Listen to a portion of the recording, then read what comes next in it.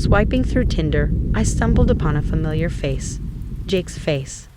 Memories of our tumultuous past surged like a haunting melody, tempting me to reconnect with an old flame. It was a harmless choice, I thought. Little did I know that my journey into the abyss had just begun. After a tentative swipe to the right, we matched almost instantly. Messages started flowing, and it felt like stepping into a time capsule, reopening a chapter I had long sealed. Long time no see, Jake's text read, accompanied by an unsettling winking emoji. The initial conversations were nostalgic, centered around shared moments that had seemingly faded into the recesses of my mind.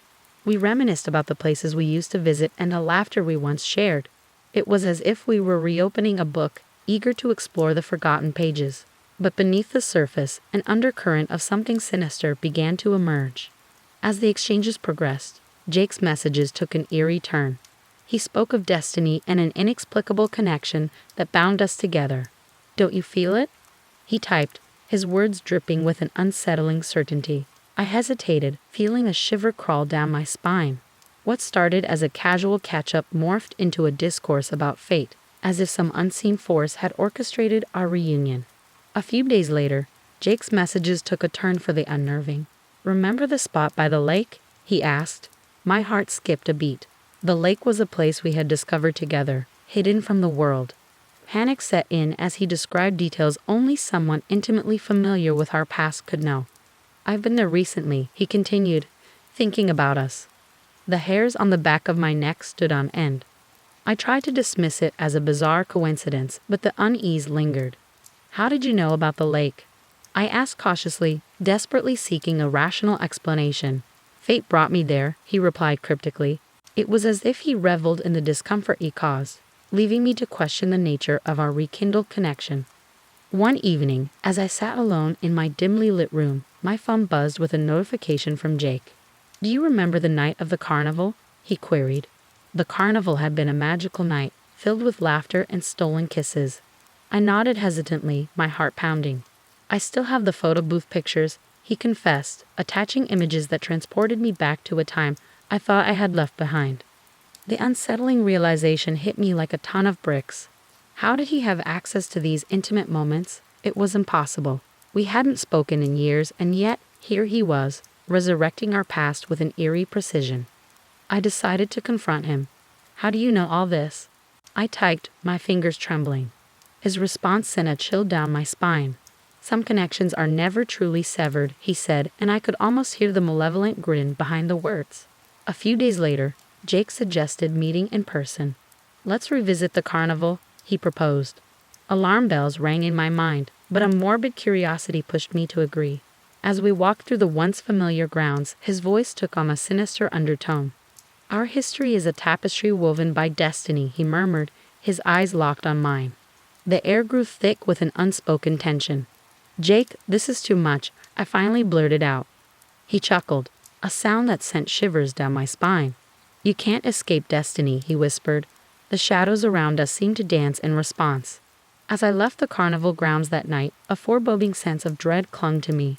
Little did I know, this reunion was just the beginning of a descent into a nightmare woven from the threads of our shared history. The unsettling reunion with Jake had ignited a storm of discomfort within me.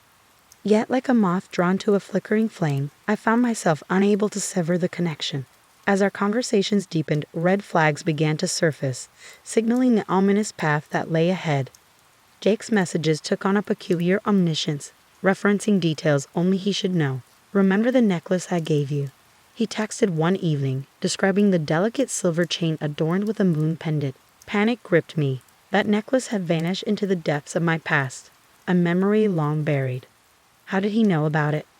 I tried to dismiss the unease, attributing it to coincidence. "How did you know about the necklace?" I questioned, my fingers dancing nervously on the screen. His response arrived swiftly, cryptic and unsettling. "Some things are never truly forgotten," he replied, and the weight of his words hung in the digital air like a specter.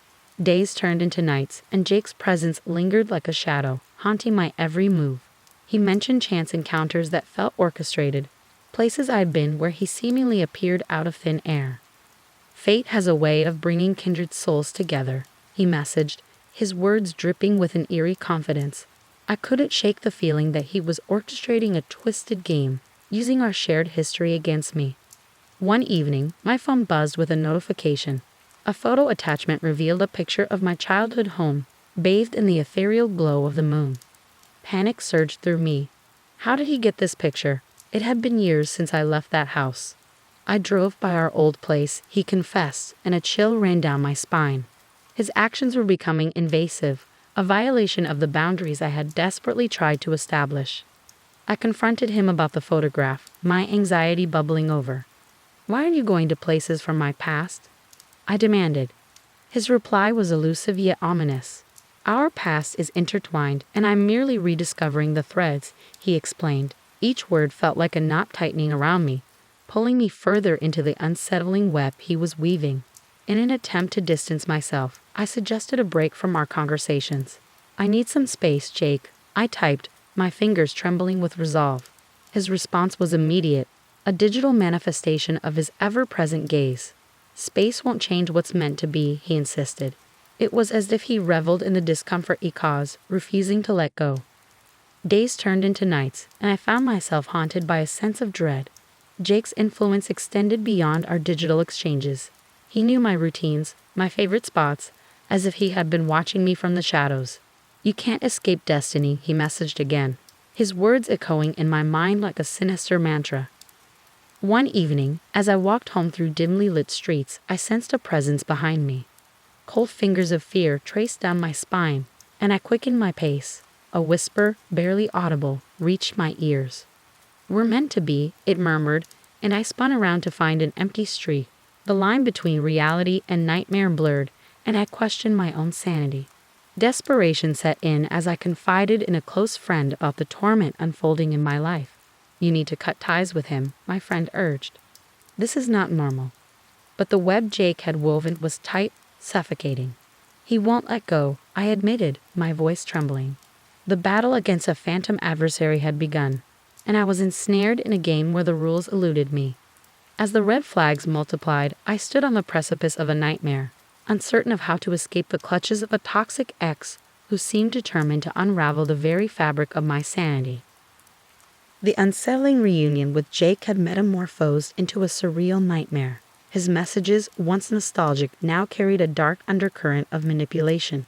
It felt as if he held the strings to a twisted puppet show, orchestrating our encounters with a malevolent glee that left me teetering on the edge of sanity. Jake's influence began to extend beyond our digital exchanges. He would appear unexpectedly at places I frequented, as if summoned by an unseen force. The line between chance encounters and premeditated manipulation blurred, leaving me unnerved and questioning the very fabric of reality. One evening, I found myself alone at a cafe, lost in the comforting embrace of solitude. The aroma of coffee beans wafted through the air as I immersed myself in a book, seeking solace in fiction. But tranquility was short-lived as Jake materialized before me, a sinister smile playing on his lips. "I thought I might find you here," he said, his voice dripping with a chilling familiarity. The hairs on the back of my neck stood on end as I grappled with the uncanny nature of his appearances. "Jake, this is too much. You can't keep showing up like this," I pleaded, my eyes searching for an explanation in his calculating gaze. He chuckled, a sound that echoed through the quiet cafe like a malevolent melody. "Destiny has a way of guiding us," he replied cryptically. The patrons around us seemed oblivious to the disconcerting exchange, sipping their coffee in blissful ignorance. It was as if Jake and I existed in a separate reality, a twisted dimension where he held the reins. As our encounters intensified, Jake skillfully brought up memories designed to manipulate my emotions. He spoke of moments we had shared, painting them with hues of nostalgia and distorted love. "Remember the night by the bonfire?" he mused, his eyes locking onto mine. The flames of the imaginary bonfire flickered in his gaze, and I felt the tendrils of his influence tightening around me. Attempting to break free, I voiced my concerns. "Jake, this is not healthy. We can't keep living in the past," I pleaded, desperation tinging my words. His response was a sinister whisper, "Our past is the foundation of our destiny." The weight of his words settled on my shoulders, a burden I was forced to carry. Days turned into a disorienting blur as Jake continued to manipulate our shared history. He crafted scenarios that echoed our past, blurring the boundaries between memory and illusion. A night at the carnival, a moonlit stroll through the park. Each reenactment was a macabre dance orchestrated by his puppeteer hands. One evening, he suggested revisiting the place where we first met, a dimly lit bar bathed in the glow of neon signs. "It's where it all began," he typed, the digital words carrying the weight of inevitability. Reluctantly, I agreed, the specter of his influence compelling me to follow the script he had written. As we sat in a familiar booth, surrounded by the faint hum of conversation and clinking glasses, Jake's eyes bore into mine. "We were destined to meet here," he declared, his words a proclamation that sent shivers down my spine. The patrons around us seemed oblivious to the unsettling atmosphere, as if trapped in a shared delusion. Attempting to break free from his manipulation, I summoned the strength to confront him. "Jake, this is not fate.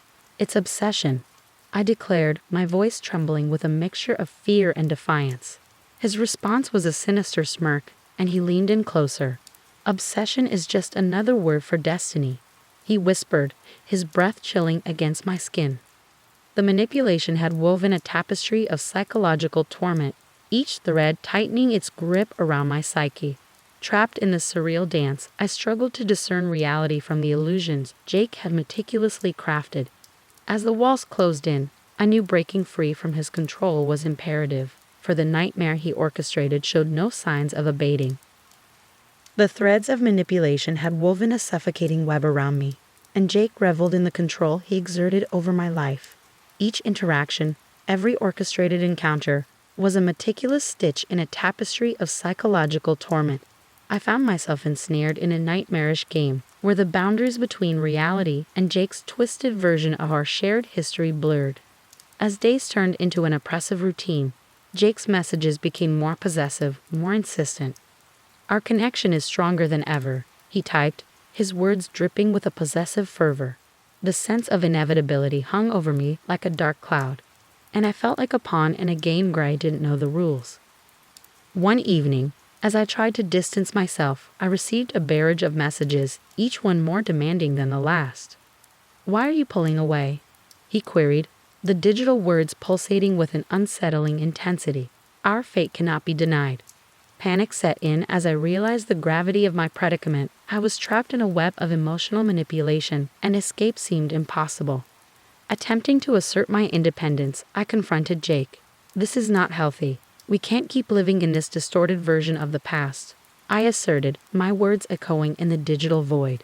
His response was chillingly composed, a veneer of calm concealing the storm within. "Our past is the foundation of our future. You can't escape destiny," he insisted, the weight of his words pressing on me like an invisible force. The manipulation escalated beyond digital exchanges, seeping into my everyday life. Jake began appearing at my workplace, his presence an ominous specter hovering at the periphery of my vision. Colleagues noticed the unease etched on my face, but I couldn't bring myself to explain the horrors I faced in the shadows. One day, as I left the office, Jake materialized in the parking lot. "You can't run from destiny," he murmured, his voice a venomous whisper. Panic seized me as I fumbled for my keys, desperately trying to escape the tendrils of his influence. "Leave me alone, Jake," I pleaded, my voice trembling with fear. His response was a sinister smile, and he vanished into the night. The walls of my apartment seemed to close in as the manipulation intensified. Strange occurrences became a nightly ordeal. Shadows danced on the walls, and whispers echoed through the empty rooms. I questioned my sanity as the boundaries between the tangible and the supernatural dissolved. "You can't escape," the whispers taunted, a chorus of malevolent voices that echoed in the silence. In an attempt to reclaim control, I sought solace in the fragments of our shared history, hoping to find a chink in the web that bound me. Old photographs and messages became artifacts of a time that felt increasingly unreal. Yet, with each revelation, I uncovered a more sinister truth. Jake had orchestrated our reunion from the beginning, using our past against me. Confronting him with this newfound knowledge proved futile. "Our connection transcends time," he declared, a manic glint in his eyes. "You can't escape what's meant to be." The weight of his words pressed on me, a suffocating force that left me gasping for air. As I grappled with the realization that I was entangled in a web of emotional manipulation, I felt a desperate need to break free. The nights became longer, the shadows more menacing. Break free, the whispers urged, a haunting refrain that echoed in the recesses of my mind. In a moment of clarity, I decided to confront Jake in person. The air crackled with tension as I stood before him, my gaze unwavering. "This ends now. I won't be a pawn in your sick game," I declared, my voice trembling with a newfound resolve. His response was a cold, calculating stare, and for a moment, I felt a glimmer of triumph. Yet the battle was far from over. As I retreated from the confrontation, the shadows seemed to cling to me, whispering promises of a fate intertwined with Jake's malevolence. Trapped in the web he had meticulously crafted, I knew that breaking free would require a strength I wasn't sure I possessed. The nightmare continued, each thread of manipulation tightening its grip, and I was left teetering on the precipice of a darkness that seemed impossible to escape. As the manipulation tightened its grip, the haunting manifestations escalated, blurring the lines between reality and nightmare. The nights became a descent into a surreal horror, with shadows dancing on the walls and eerie whispers filling the air. I questioned my sanity, wondering if the terror was a malevolent force or a manifestation of Jake's relentless influence. One evening, as I lay in bed, the room bathed in the pale glow of the moon, I heard a soft murmur. "You can't escape," the whisper echoed, chilling me to the bone. I sat up, scanning the dark corners of the room, but there was nothing, just the oppressive silence of the night. The whispers persisted, an unsettling symphony that seemed to emanate from the very walls around me. I hesitated to share my nocturnal torment with anyone, fearing the judgment that would inevitably follow. But as the haunting incidents intensified, I confided in a friend who had weathered the storm of my previous confessions. "I'm hearing things, seeing shadows," I admitted, my voice tinged with a desperation that mirrored the depths of my torment. My friend's expression shifted from concern to a furrowed brow. "Maybe it's stress," they suggested, attempting to rationalize the inexplicable. I nodded, reluctant to delve into the supernatural abyss that had become my reality. The tendrils of fear wrapped tighter around me as the nights wore on. During one particularly chilling night, I awoke to the sound of footsteps pacing in my empty apartment. Heart pounding, I grabbed a flashlight and cautiously explored the rooms. The shadows seemed to come alive, contorting into grotesque shapes that sent shivers down my spine. "You're not alone," a disembodied voice whispered, and the weight of the unseen presence pressed on me like a laden cloak. Determined to unravel the mystery, I delved into the archives of our shared past, hoping to find a connection between the haunting and Jake's manipulations. Old photographs held secrets, and messages took on an eerie significance. I felt like a detective piecing together a puzzle. But the more I uncovered, the more elusive the truth became. In a moment of clarity, I stumbled upon an old journal from our past, its pages filled with cryptic symbols and obscure references. As I deciphered the enigmatic entries, a realization dawned. The haunting wasn't a mere byproduct of psychological torment, it was a manifestation of Jake's malevolent influence. Armed with this revelation, I confronted him through our digital connection. "What have you done to me?" I demanded, my fingers flying across the keyboard. His response was a cryptic smirk, and he admitted to a sinister truth. "Our connection goes beyond the physical realm. You're mine, bound by forces you can't comprehend." Fear and anger surged within me as I struggled to comprehend the supernatural entanglement Jake had orchestrated. The haunting incidents escalated, becoming more tangible. Objects moved on their own, and chilling whispers transformed into audible commands that echoed through the emptiness. "Embrace it," the voices urged, a collective plea that seemed to resonate from the shadows themselves. Desperation set in as I sought refuge in the mundane, hoping the daylight would dispel the spectral torment. Yet even the sunlit hours offered no respite. The boundaries between night and day blurred, and the haunting became a relentless companion, a specter that clung to me with a tenacity that defied reason. I confided in my friend once again, this time with a desperation that bordered on madness. "I can't escape. It's everywhere," I confessed, my voice a frantic whisper. My friend's eyes widened, recognizing the severity of my plight. "We need to find a way to break whatever ties Jake has imposed on you," they insisted, their concern mirrored in the furrowed lines on their forehead. Together, we delved into ancient texts and obscure rituals, seeking a means to sever the supernatural threads that bound me to Jake's influence. The apartment became a makeshift laboratory, adorned with candles and symbols etched in desperation. As we chanted incantations in the dead of night, the air thickened with a palpable tension, and I felt the haunting presence recoil. For a brief moment, the whispers ceased, the shadows retreated, and I dared to hope for liberation. But as the candles flickered in the eerie silence, a guttural voice emerged from the depths. "You can't escape. I am always with you," it growled, sending a wave of terror crashing over me. The haunting had become a malevolent force, an entity intertwined with Jake's dark machinations. As the ritual proved futile, I realized the true horror lay not just in the tangible manifestations, but in the insidious connection that bound me to a presence that refused to be exorcised. The nightmare persisted, and I was left teetering on the precipice of a darkness that seemed to transcend the boundaries of both the living and the supernatural. Determined to break free from the suffocating grip of Jake's manipulation and the malevolent haunting that clung to my every step, I delved into the labyrinth of our shared history. The journey through old photographs, messages, and memories became an odyssey into the darkest recesses of our past, as I sought the key to unravel the nightmarish puzzle. Late one night, bathed in the dim glow of my laptop screen, I sifted through the fragments of our shared history. The photographs were snapshots frozen in time, but each image held secrets waiting to be unearthed. Faces frozen and smiles took on a macabre quality, and the places we once cherished seemed to morph into foreboding landscapes.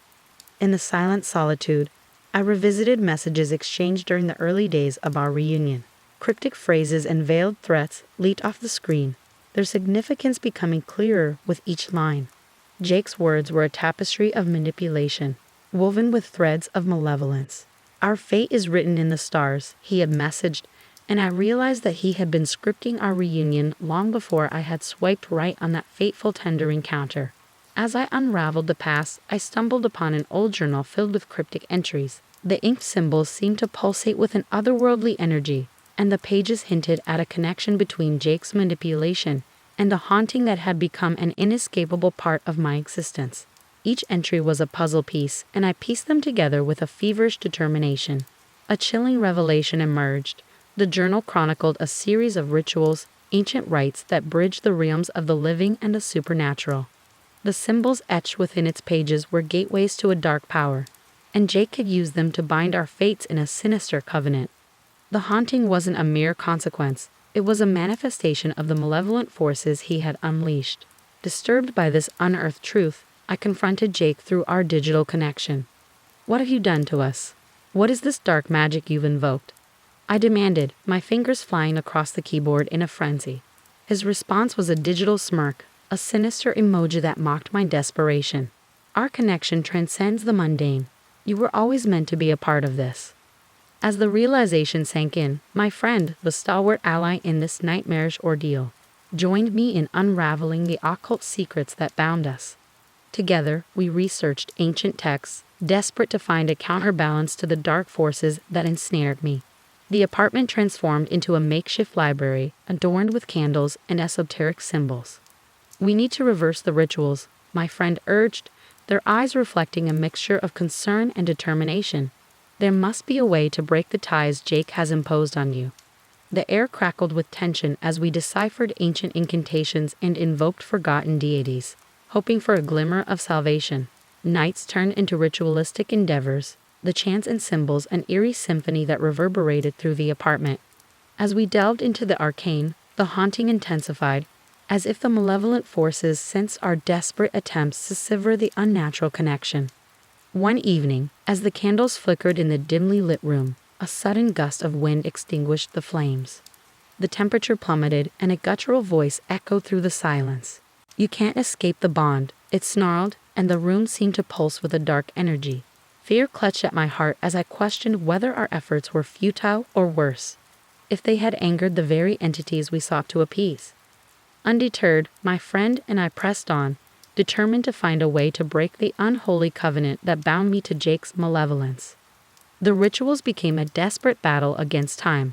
As the haunting escalated to a fever pitch, shadows twisting into grotesque forms that seemed to mock our feeble attempts at liberation.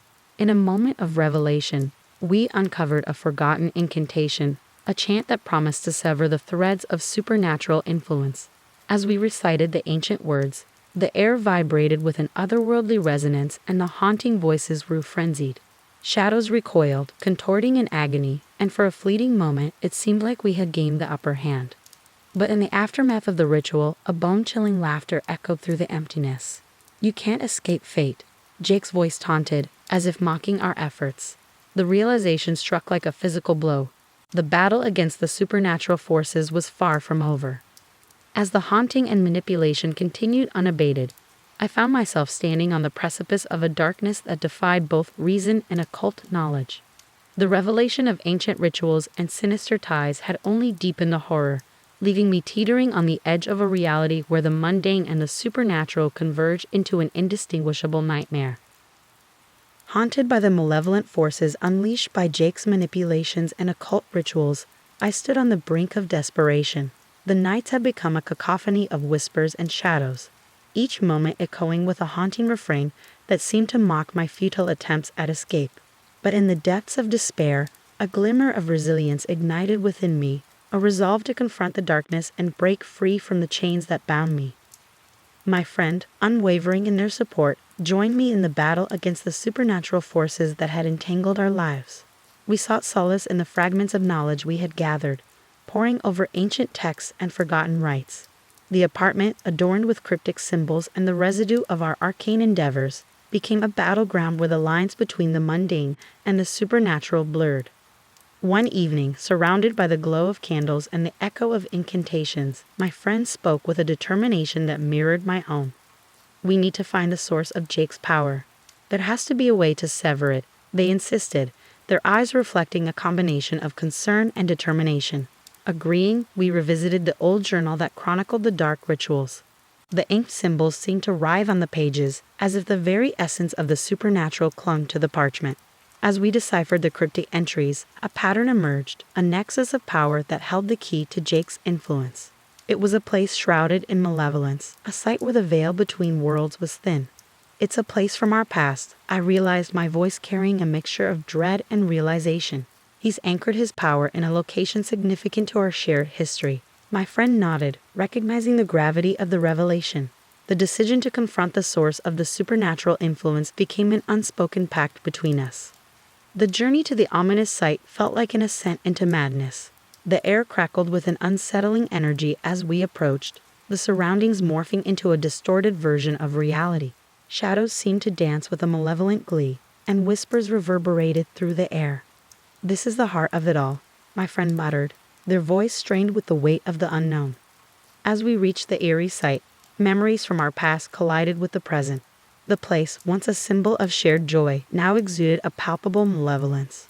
A dark aura enveloped the surroundings, as if the very fabric of reality had been tainted by the sinister forces at play. In the midst of the oppressive atmosphere, my friend and I began the counter-ritual, invoking protective symbols and reciting incantations meant to sever the supernatural ties. The air vibrated with a discordant energy, and the shadows recoiled as if resisting the impending liberation. But Jake's voice echoed through the distorted reality, a haunting laughter that seemed to emanate from the very walls. "You think you can break free?" he taunted, his words intertwining with the dissonant symphony. The malevolent forces fought back, unleashing a torrent of visions that blurred the lines between nightmare and reality. Undeterred, my friend and I pressed on, drawing strength from the fragments of knowledge we had gathered. As we neared the climax of the ritual, the air seemed to shimmer with a newfound intensity. A blinding light enveloped the site, and for a fleeting moment it felt like we had torn through the fabric of Jake's dark influence. But as the light faded, a deafening silence descended. The oppressive atmosphere persisted, and Jake's laughter lingered in the air. "You can't escape me," he whispered, a spectral presence that defied the boundaries of the ritual we had enacted. Exhausted but resolute, my friend and I returned to the apartment, the shadows of our past and the supernatural forces still clinging to our existence. "We need to find another way," my friend asserted, their gaze reflecting a determination that matched my own. The battle against Jake's malevolence was far from over, and the true nature of the supernatural forces that bound us remained shrouded in mystery. As the haunting continued and the manipulation persisted, The apartment became a crucible of fear and determination. The glimmer of hope that had ignited within us refused to be extinguished, and the resolve to confront the darkness, no matter the cost, remained steadfast. The nightmare had not yet released its grip, and the journey into the unknown depths of malevolence was far from over. The oppressive air in the apartment bore witness to our relentless battle against the supernatural forces that had ensnared us. Nights had turned into a fevered pursuit of liberation, and my friend and I were determined to unravel the remaining threads of Jake's malevolence. The haunting whispers and shadows had become a symphony of terror, but amidst the chaos, the glimmer of escape beckoned. My friend and I, fueled by a shared determination, returned to the ancient texts and cryptic symbols that had become our guide in this macabre journey. As we deciphered the arcane messages, a revelation emerged. The rituals we had performed were but a surface-level defense. The true source of Jake's power lay in the depths of our shared memories, a reservoir of emotions tainted by his manipulation. The key to breaking free is within us, my friend asserted, their eyes reflecting both exhaustion and unwavering resolve. We need to confront the emotions he has exploited, reclaim our past, and sever the last ties that bind us to this nightmare. The realization hung in the air like a revelation, a path to liberation obscured by the shadows of our own haunted history. Our journey led us back to the places that held the darkest echoes of our shared past. Memories of joy and love intertwined with Jake's sinister influence, creating a labyrinth of emotions that demanded exploration. The haunting whispers grew louder as we retraced our steps, each footfall echoing in the corridors of a psychological abyss. At the lake where we had once found solace, the water shimmered with an otherworldly glow. "This is where he twisted our shared moments," my friend observed, their voice laced with both nostalgia and trepidation. As we stood by the water's edge, the haunting voices intensified, a cacophony of emotions that threatened to engulf us. The memories surfaced like specters from the depths, moments tainted by manipulation, laughter marred by an unseen malevolence. "We need to confront these emotions head-on," my friend declared, their gaze unwavering. "Only then can we break free from Jake's grip." The weight of our shared history bore down on us, a crucible of emotions that demanded acknowledgement. Amidst the haunting echoes, we revisited the carnival, the park, and the bar where Jake's influence had intertwined with our past. Dialogues from our shared history played like ghostly echoes, a reminder of the emotional manipulation that had bound us to this nightmarish fate. "We can't let these memories control us," my friend urged, their voice a beacon of resilience in the face of spectral torment. As we confronted the emotions embedded in these memories, the air seemed to ripple with both tension and release. The haunting voices waned, and the shadows recoiled as if weakened by our determination. The realization dawned: the key to breaking free was not just in unraveling Jake's manipulation, but in reclaiming the emotions he had exploited. In a climactic moment by the carnival grounds, we confronted Jake's spectral presence. "You can't escape what's destined," he taunted, his voice a haunting echo that seemed to reverberate from the very fabric of the past. "We won't let you control us anymore," I declared, my voice a proclamation of liberation. My friend echoed the sentiment, their words a defiance against the supernatural shackles that bound us. As we confronted Jake's spectral form, the air crackled with a dissonant energy. The malevolent laughter transformed into a desperate wail, and for a fleeting moment it seemed like the spectral influence had waned.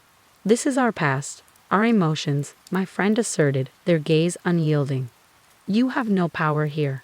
The supernatural forces resisted, but the emotional catharsis became a conduit for liberation. The haunted memories transformed from chains into stepping stones, each confrontation a step towards breaking free.